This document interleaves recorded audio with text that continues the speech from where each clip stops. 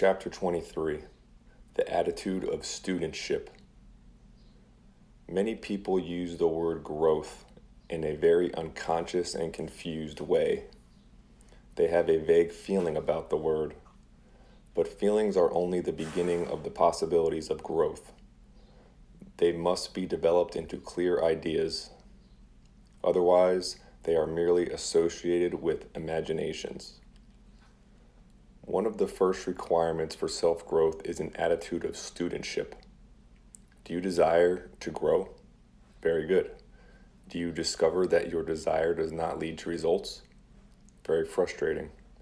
What may be missing is the attitude of studentship. You may assume that you are already quite developed inwardly.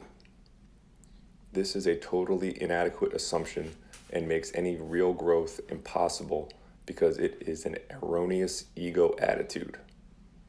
If you begin to think of yourself consciously as a student, then the growth direction can open up for you. The ego is a cover-up for our inferiority.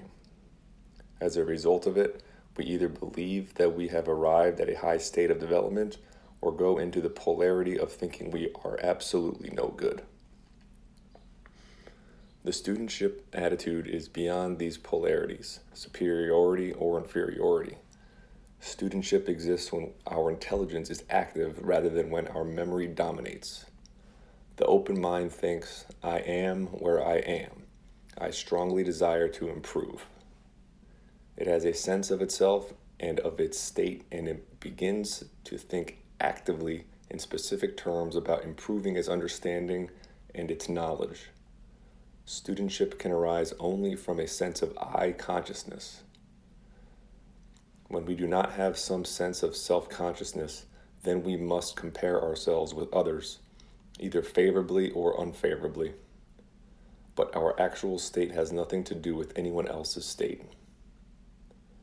The ego state exists when we are not in touch with ourselves intuitively.